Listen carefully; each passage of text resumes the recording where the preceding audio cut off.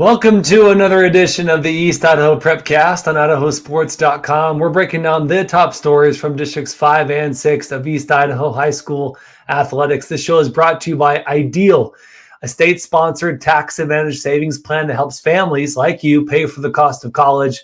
With the rising cost of college, developing a savings plan is the first and most important step in helping families finance a college education. An Ideal 529 account can be used towards higher education, a trade school, apprenticeship, or even student loan repayments. For more information, go to idsavings.org. My name is Joel Richardson. Let's bring in my co-host, Sean Kane. Sean, the Bears won last week. How did they do this week? It's a win because it's a bye week. Oh, that's right. Perfect. So if you were in college football, if you had a bye week, you'd be boosted in the ranks like one or two slots. Aren't you so grateful that the NFL is not college football? I guess. Luckily, it comes down to wins and losses. Yes. You can't go wrong there. Love it. love wins and losses. Sean, let's talk first. Let's talk about big wins from golf. We're going to talk some golf. We'll talk a little bit of cross country from the Bob Conley cross country race this past weekend here in Pokey. And we'll do some football, and we'll get out of here and let you and us enjoy the rest of this Monday night. With golf, 6A, the Thunder Ridge boys, this isn't going to surprise you, Sean, went 1, 2, 3, and 4 in their regionals, hitting a 290. But guess who didn't get first, John? Justin Henderson. He actually placed third of the four players from Thunder Ridge boys golf. Yeah,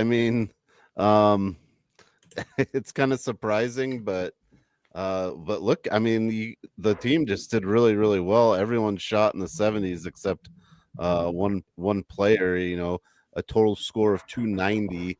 Thunder Ridge boys are looking good. Justin only shot a 73, only a 73. So, he had an off day, I guess. I don't know, but a phenomenal job. And what Thunder Ridge boys golf has been doing all season is getting low scores. Yeah. Hey, so let's congratulate Garrett Stenquist. First place gets 70. Liam Boyle, second place, shoots a 72. And then third place is Justin Anderson with a 73. Fourth place is Preston Webster, 75. Thunder Ridge gets first. They will be going to state along with Justin Anderson and his buddies. And then for the girls, Highland girls, Sean, they won districts, regionals, if you will, hitting a 345. Yeah, a good job. We really haven't hit on too much girls golf, but traditionally Highland girls have done very well. They're not too far removed from a state championship player, and so they're doing the same things they've been doing for a long time, and so good job for the Rams, and hopefully they fare well at state. As we all know, it's always difficult going against maybe some SIC opponents. Yeah, for sure. And maybe my research was not as good this week, but I didn't find Highland girls, the names of those girls who shot so well, who were able to help the team get that 345. But I did finally find a Thunder Ridge boys scores. So great job there. Great job to the Highland girls. If you know who they are, please reach out to us, comment here and below on any of our YouTube, Facebook, X accounts on this East Idaho Prepcast show. But we do have some scores from 5A, Sean, High Country Conference boys. You got Skyline winning their region. Ryan Tosheri wins with a 71. Blackfoot's Kyle Steadley gets second with a 73. Hillcrest, you've heard this name, Sean. Mason Denning and Tristan Ogden, both from Hillcrest. They both hit a 74. So they go, that's Ryan Tosheri 1, Blackfoot 2, and then Hillcrest, Denning, and Ogden tied for third. Hillcrest gets second, Skyline and Hillcrest to state. Yeah, and Skyline's done well. They've won a couple tournaments this year as a team. Continuing, I believe they were back-to-back state champions, if I'm not mistaken. And yeah, just keeping up with the trend, keeping up with the Joneses, Skyline's boys golf. And yeah, and again, anything can happen. I feel like golf is one of those things where you have kind of some tiers. You have some tiered players that are going to be at the top probably no matter what. But if your team is just steady, you have a chance. And we'll talk, what that chances are going to look like just in a little bit. But before we do that, let's go down to the SEIC. The SEIC boys and girls. Again, this is District 5, 5A. Pokey won, Sean, by one stroke, 319. Century gets 320. But it was from the winner was Cole from Century. Yeah, Cole Reichert from Century. He also plays tennis for me. He's a sophomore, and hey, comes in, gets the job done as a sophomore, and shot a 73, which is a phenomenal score. And then get this, Joel. This is something I didn't even know about, and I've been trying to research it all day. But since the 5th district only gets one team to go, right? Golf has a hardship rule that you can apply to get your team in through a hardship, and you have to send scores for the past 3 years. And if they're low enough and something or other, you get in. So the boys team of Century also gets to go compete at state. So that was something new. I didn't know you could do a hardship in golf. And I've got my Century Golf hat on tonight. That's right. So great job, Century Golf. I didn't know that either, Sean. And good job to them for keeping track of scores and putting in for that hardship opportunity to go play at state, because it is Pokey that wins, and they'll be going to state as that one seed from District 5, 5A goes. But great job by Century to Cole Reichert to get there, and then to bring his team along with him with that hardship. That's awesome. Pokey's Jaden got 75, Bracken got 77, and then of course Cole Reichert got that 73. So they went 1, 2, and 3. Cole, Jaden and Bracken, both from Pocatello. Congrats to those guys. Wish them the best at state. SEIC girls, Century did win, Sean. They go 1, 2, and 3. Yeah, Coach Green. Her room's right underneath my room at school, and I saw a picture with another one of my tennis players who plays golf, Liam McGee, also a 2-time state champion in boys doubles. I saw a picture with one of these hats on. I was like, Coach Green, I got to get one of these hats, and I like it. That's a great hat, dude. I'm digging this hat. It's kind of my style, and so we got that. But yeah, the girls, phenomenal job. The scores weren't indicative, I think, of how good they can play. It was a little high, but they're going to get up. They're going to get a chance to go compete as a team, and it should be a lot of fun. I think it's fun when you get both teams to go, right? Sometimes it's only one team, and there's golf is a small team, 4 or 5 people, so pretty fun to get both teams to go and have that experience of state together, since you've played together all year anyways. Yeah, for sure. And speaking of state, Sean, that is the title of our show. We're already at state, dude. We are here. At least golf is at state. Soccer, volleyball are just a few weeks behind, and then football, one more week behind, if you will. Cross country I think their state is first week of November, usually, if I'm not mistaken. So we are right there. Golf is there. Good luck to everyone that we've talked about. And then there are a few more players. I know Rigby had a couple girls that are going to state. Good luck to them. And everyone we've talked about here in this golf segment at state. State this year, this Thursday and Friday at the Red Hot Golf Course in Nampa. Sean, beautiful golf course. It overlooks that Lake Lowell, quick greens and bunkers. So another fast course. They had a fast course last year. I think it was in Jerome or Burley or something like that. I don't remember exactly where it was, but I know that one is a fast course. This one should be fast as well. Yeah. And the weather should be good. And it looks like it'll be nice and dry. I feel like the last few states have been wet. Hopefully that continues. And definitely when the conditions are good, the faster it is, I think it can go either way. Sometimes it works well for the players. Sometimes it can be your own worst enemy if it's playing fast. Yeah, no doubt, dude. So good luck to everyone at Red Hawk this Thursday and Friday. And we have weather, Sean. We got to talk about the weather at least once this show. It's going to be 75 degrees, at least here. That means it's going to be even warmer out there. They may be hitting close to the 80s out in Boise, out in Nampa. Beautiful weather on that Thursday. It'll come down a little bit Friday, but not too much. So like you say, excellent weather, excellent golf weather for these players. Good luck to everyone from East Idaho high schools and this Thursday and Friday. All right, Sean, Bob Conley this past was it Friday, Thursday? Was excellent. Got a chance to go there. I watched my boy run in the middle school race. My eighth grader, Sean, after their all city meet on, what was it, Wednesday, he said, "Dad, I'm done." And then, so my sixth grader, though, he ran in the Bob Conley race on Thursday after doing his all city meet. Of course, afterwards, what does my oldest say? "Oh, I should have done it. I could have placed. I could have done something," because his younger brother did so well and the school did so well. So, lesson learned, athletes, don't quit, man. Just keep going, right? Yeah. I thought that was very interesting. They did the middle school the day before, right? Yeah. All city was Wednesday and Bob Conley was Thursday. Yeah, and I found it very odd. There's a middle school tennis player, and she won the city track meet, Ivana, and she took second. She was like the highest ranked Pocatello middle school runner. I think I saw there. So she took second, I think, in 8th grade. Yeah, so, Ivana is at Irving, and my boys were there as well. Ivana's so fast. A lot of times not a lot of times. One time last year, she actually ran with the 8th grade boys or something, 7th grade boys, and I think she got 2nd or 3rd. So yeah, Ivana's really fast. We'll be talking about her, Sean, in a few years. Better tennis player. Tennis player. Right on.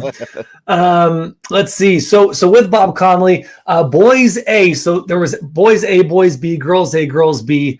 Boys A were the higher classifications, and then the B's were the lower classifications. In the boys A, Highland wins, but Century's Ethan Hansen, Ammon Bitten, you've heard those names. They go 1 and 2.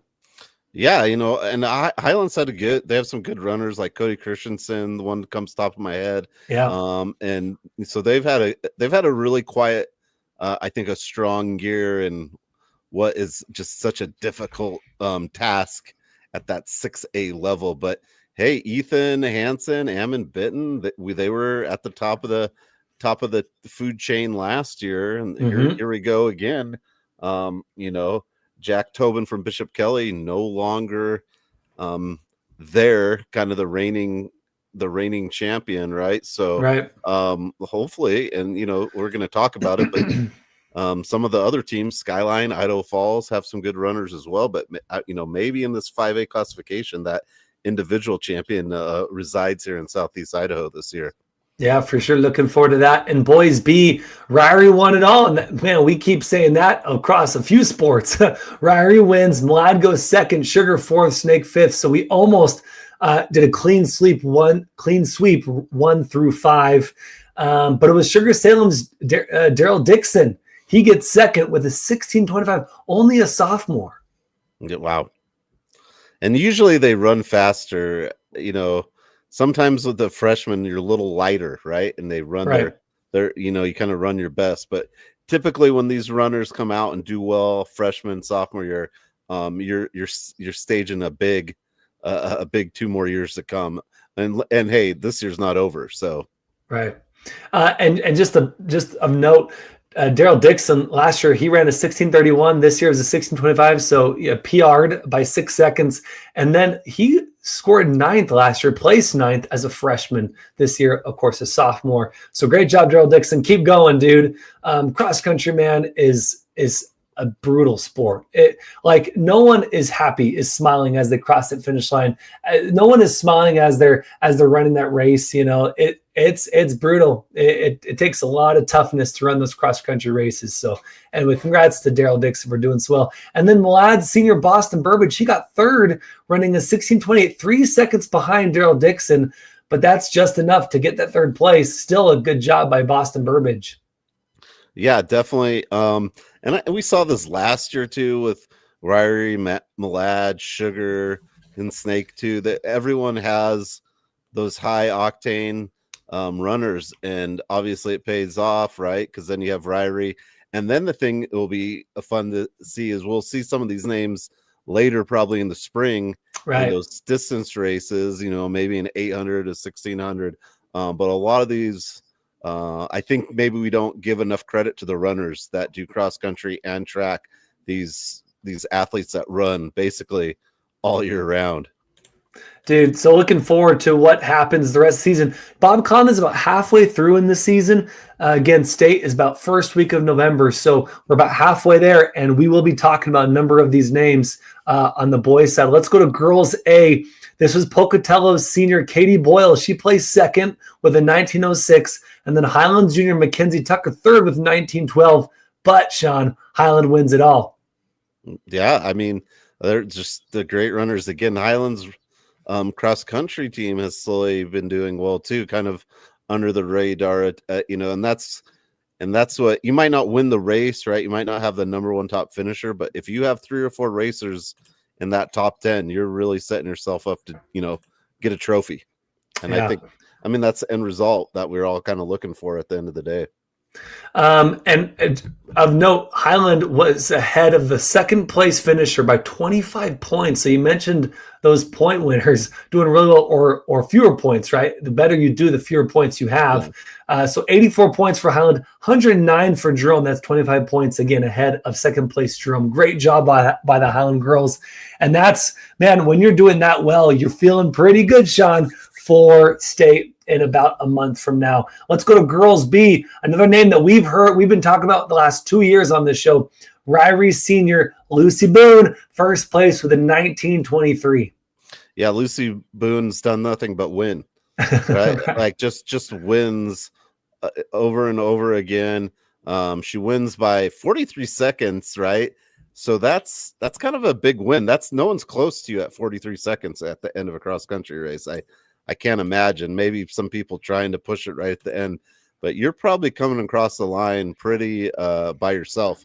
And I know, into talking to some of the runners, that can be the hardest part, is when you get ahead and that pacing, and that's where your practice and your coaching really comes into play, to know when there's no one around you to pace, that what you got to keep up that time. So Lucy Boone is one of the best at doing that, because she's always at the front of the line. She always gets lunch first. You know what I mean? Line up for lunch. Oh, hey, Lucy. And so she did great. And then Joel, didn't just, no surprise, but just Sugar girls win it, right? We've come very used to Sugar winning most things at their level, but hey, it's almost like the year of the Bulldog though, because Ryrie comes in second. Their football team's doing real well. Their volleyball team just defeated Salmon tonight 3-0. It's kind of the year of the Bulldog. I mean, we don't want to give Matt Harrison too much, but the school is doing very well right now. Yeah, they sure are, man. I was trying to find Lucy Boone's her PR from last year, or her time from last year at Bob Conley. But Ryrie ends up getting second with 96. Sugar wins 93. So Ryrie doing a ton of winning, but Sugar is still there. Not nipping at the heels, but winning overall. Lucy Boone just needs a little more help from her supporting cast. And then that's like racer. Like right, one more, yeah. Exactly. One more girl to just edge up there, and then perhaps Ryrie can take it, can take state in about a month. Let's see, Sean. So that's Bob Conley race, halfway through the season for cross country. Good luck the rest of the way. We'll be talking about a number of those racers. Katie Boyle, the Highland racers, Mackenzie Tucker, Lucy Boone in about a month. Let's hit football. Number of very interesting games coming out of last week. You were at one of them, Sean. Century Teton. This is a game that I said I need to see Century. I said Century needs to win this game for me to really start taking them seriously. Probably got some heat for that, but I needed to see them play a good team that I just haven't seen yet. And Century took care of business. Every time I was looking at the score, watching the game, you did a great job on the broadcast. Century was dominating on the line, in the secondary. They were getting plenty of stops and moving the ball behind, their top dudes, Justice Mangum and Tito Villano. Yeah, and the thing I'm going to really say is Luke Nelson of Teton is a legit quarterback. I mean, so for Century to go up against, I guess I didn't know how good Luke Nelson was. They throw the ball. I don't know if I've seen a 4A team throw the ball like Teton does. Like they can really swing it around. I think the big difference is Teton had maybe 5 guys on the bench, 5 dudes. And Century doesn't have like an exorbitant amount, but at least they have a few more not going both ways. And I think that played a big difference too.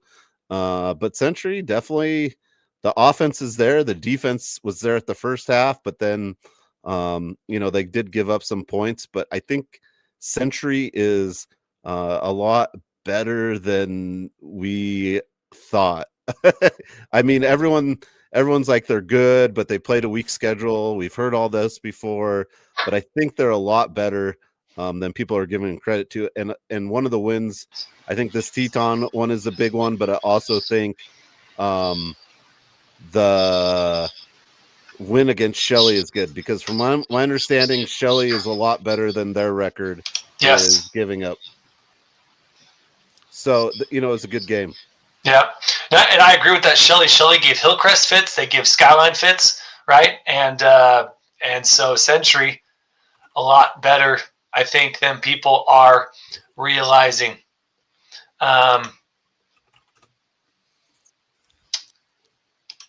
Yeah, can you hear me now, Sean? Yeah, I can hear you. It just sounds like I can hear myself too now. Oh, here, let's see. Let's see if we can fix this. How about that? Is that better? I think so. Check 1, 2. Hey, this is live show. You never know what's going to happen. Is that better? I don't know. No, I don't know. Something changed on your end, so now I hear myself. But it's all right. I like it.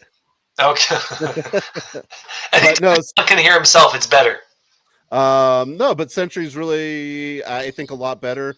But again, I think the thing is, Century's got to win out the rest of the season. I think realistically, to have a good spot in that bracket, right? Because their strength of schedule, if they don't win out, they could still make it, but they're going to be a very, very low seed. So if they beat Preston and Pocatello in the next couple weeks, they're looking at probably an 8th seed, which is much more, I think, and a home game is really the goal. So for Century, Tito Volano, Justice, Carter Ward, Deshaun Clark, and then Adrian Gonzalez, all those guys really contributed and have really ignited a turnaround in Diamondback land. Yeah, dude. And no one, we've said this, and Sean, can you hear me right now? I can hear you, yeah. You're just like you unplugged it or something. I don't know. Yeah, I was trying to fix something, and then I think when I did that, I messed something up. But as long as you can hear me, folks can hear me, hopefully we're okay. Century, no one expects us to be talking about this, but we got to talk about it because Century deserves it. They've won so many games. They're undefeated, even with their lower strength of schedule. They've won the games, and it's hard to win. It's hard to win a game week in, week out. They beat Shelley, like you mentioned. They beat Teton. Those are 2 good wins. So if the playoffs were, and we're going to put our Brandon bracketology hats on right now. You got your Century hat on. I'm bald, so pretend I got a hat on. Century, if the playoffs were to start tomorrow, so top 16 and 5A go, right? They'd play Minico as the 7th seed. Max Preps gives Century the 7th seed, which, Sean, it's a lot higher than it was 2 weeks ago. They were still in the teens, right? So Century right now is 7th in Max Preps. They would go play Minico in the first round. I'm sorry, Minico would come to Century and play them. Probably not, because it would be home field, right? Well, the district winners get predetermined spots. Oh, so what's Twin Falls though? Yeah, so I don't know. Okay, there's a lot. Yeah, that's true. Let's say they're still 7th seed. They play Minico supposedly, and then they would be in the same bracket though, the same area of Hillcrest and Skyline side. So you got Hillcrest and Skyline 2 and 3, but like you said, Hillcrest, with the conference championship, they may be ranked a different place, but right now, as it stands, Century is playing Minico, and they have to face Hillcrest and Skyline. If Century can get a 6 or 5 seeds, if they can win out, like you mentioned, and win the conference, win the SCIC, they may be 6 or 5, and that's a great place to be. They may still be playing Bishop Kelly. I think it was this 5 seed. But man, there's a chance for Century to get to the semifinals on either side of the bracket.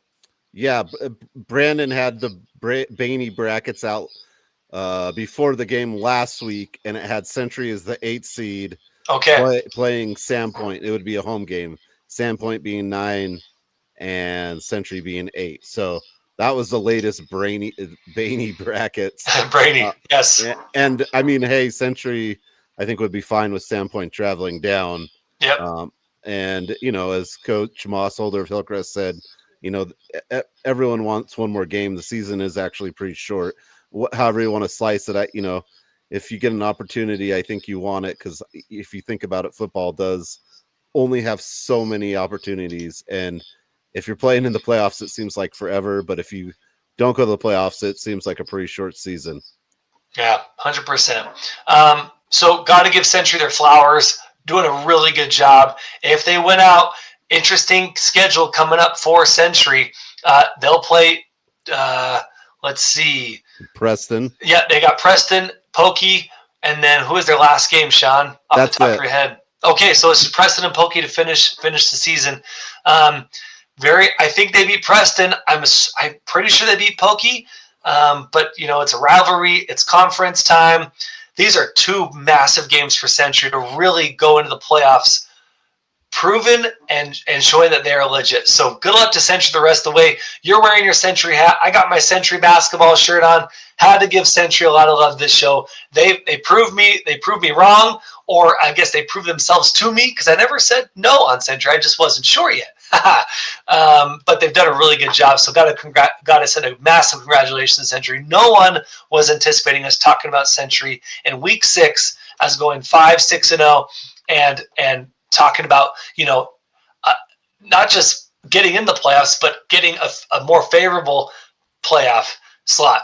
Let's talk. Well, Sean, I'll give you the option. You can talk Hillcrest, you can talk Ryrie, or you can talk Highland Rigby. What do you got? Or Aberdeen North Fremont. I'm gonna go. Hillcrest football, because I think one of the biggest games of this week is Hillcrest versus Twin Falls. Okay, get this. Twin Falls averages 41 points, only gives up 9 points. Who they played? Well, they've only lost to Sandpoint, but after that, they've pretty much beat everyone by 50, 40 points. And they played Valley View, Jerome, Canyon Ridge, Mountain Home, and then last week, Pocatello, 44-14. But I think this Twin Falls team is good. They lost the Sandpoint team, which I think is a lot better than initially we agreed as a group thought. And and Sandpoint can sling the ball. At best, out as good as any 5A team right now, besides maybe Bishop Kelly, maybe could throw the ball a little better than Sandpoint on a rainy day. But so I think this Hillcrest Twin Falls game is just it's going to do a lot for either team, I think, because if Twin Falls wins this, I think you feel like Twin Falls is in driver's seat leading up to that game at the end of the season against Minico, which 99% of the time determines who's the conference champion. And then if Hillcrest wins this is going to boost them a little bit with another 5A opponent. I just see a lot of, I know that Twin Falls defense only giving up 9 points per game. That's not easy. I don't know who you're playing, but only to give up 9 points for that long, week 5 or whatever we're into, week 5 or 6, that's a low margin. So that game intrigues me. I see a lot of implications, and whoever wins, it's going to put the ship sailing in the right direction. I think even if Hillcrest or Twin Falls lose, I don't think it will take away from them making it to the playoffs. But you're going to have something on tape for either team that's going to be important for, I think, every other opponent. And then Hillcrest turns around and has to play Rigby. So, these next few games is going to, like you said, it's going to answer a lot of questions, and it's going to show us Hillcrest has played some good teams, but man, this is going to really test Hillcrest. Going to test their depth, and Hillcrest does a good job mixing the ball around a lot of different targets, doing a good job with that. So with that depth, with Hillcrest coaching, and with their star players, I'm feeling good about Twin Falls because, frankly, look, you can only beat the teams that are in front of you, but we also have to remember who they played. And Twin Falls, except for Sandpoint and Minnetonka at the end of the season, yeah, it's hard to stop even the worst teams, frankly, scoring points. But you're still not playing great teams in Valley View, Jerome, Canyon Ridge, Mountain Home. Pokey this year is taking a step back. So, yes, for both teams, Hillcrest and Twin, this isn't a Magic Valley Prepcast, but for Twin, this Hillcrest game is really important. They should be Burley, and then Minnetonka at the end of the season will really show us who Twin Falls is, and they'll give, like you said, a good idea for all of us, including film guys, what Twin Falls and Hillcrest really are. So, man, good luck to Hillcrest for these next few weeks. Going to be a big test for that school. I want to talk, Sean, a little Aberdeen North Fremont. Sean, who did you pick for that game in the pick'ems? Do you remember? I'm pretty sure I picked North Fremont. Yeah, so did I. I will take that 100%. I picked North Fremont. I thought, okay, Aberdeen, I know they had struggled getting guys out for football this year. North Fremont is on a tear. And suddenly Aberdeen, and we talked so much about the Nuke Conference last week, how, in 3A, maybe it's Nuke's year. Aberdeen says no, the SEIC is still around, dude. Pull up the tape from last year. I'm pretty sure I'm record going. It's really hard to bet against a Lupe Ortiz at quarterback. Good job listening to myself when I did that thing. So let's talk Lupe Ortiz, Sean. With about 1:30 left in the game, Lupe guides his team, directs, commands, admirals the ship that is the Aberdeen Tigers in a 99-yard drive, finishes with a 3-yard run to win the game and beat an unbeaten North Fremont Huskies team. Just an incredible finish for Lupe Ortiz. Yeah, and I mean he's done it for it seems like years now. Right. He comes in, finds a way to win games. He's an incredible runner. I've seen him live, and it's hard to bring him down. And quite frankly, everyone was going with the hot hand, which was North Fremont, and why not a team that's 5-0. But like someone much wiser than me told me is, when you haven't lost, there's always a chance you can lose, right? Right. If you're 3-2 and you lose, then you're 500. But when you haven't lost, it's much harder to be at the top sometimes. And at some point, some of these teams in the Nuke are going to have to lose. I mean, because they're going to play each other or like play in Aberdeen. But hey, between these two conferences, I think one of these teams is the state champion. So, Aberdeen beats North Fremont. If North Fremont won state, would any of us be surprised? No. I think that's the conundrum you're in when you have to pick these teams or guesstimate who's going to win. I think you've just got a bunch of really talented, well-coached teams that have dynamic players.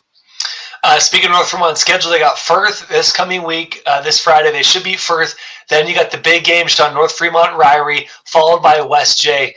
Very interested to see how the new conference shakes out as they start eating each other, so to speak. For Aberdeen, Aberdeen's schedule is such. They play Malad this Friday, West Side the following Friday, then Soda Springs. They should beat Soda. They should beat Malad. But that middle game, that West Side, that is the sandwich between the two bread. Very, very curious how that West Side Aberdeen game goes.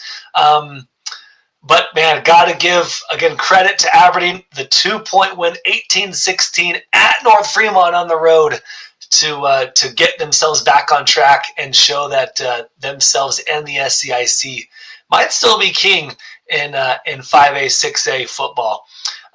Sean, that's going to do it for football. That's going to do it for the show. Where are you going to be this weekend? I'll be around. Nice. Taking the Friday off, man. I love it. I don't have any big plans. Part of me wants to go down to Preston and watch Century. I don't know if that'll happen, but I might. We'll see. It might be a fun little trip to a different county.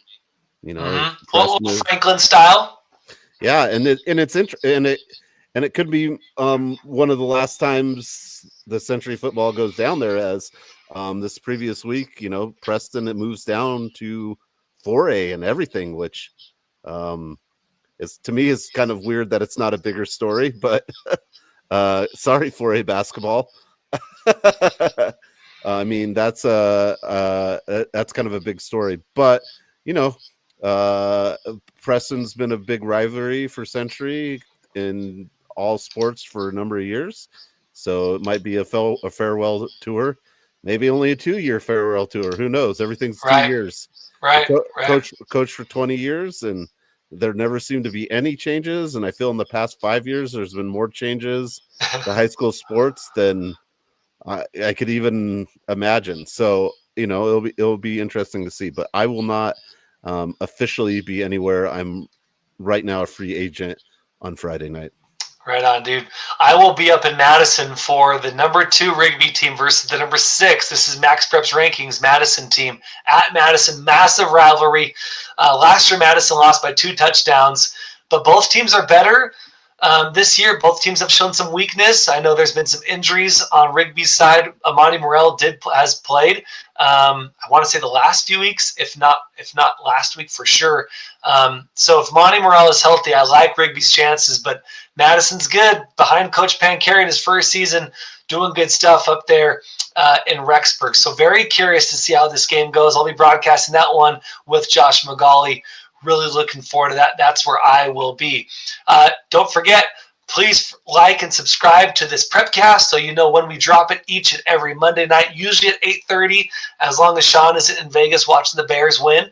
And then once you've liked and subscribed and you've seen the show, don't forget to share it. And so it'll get out to all the algorithms that are dominating your social media pages, so more people can hear about their teams, players, coaches who are doing such good work here in Districts 5 and 6. This show is brought to you by Ideal. Go to idsavings.org to find out how you can save money on higher education.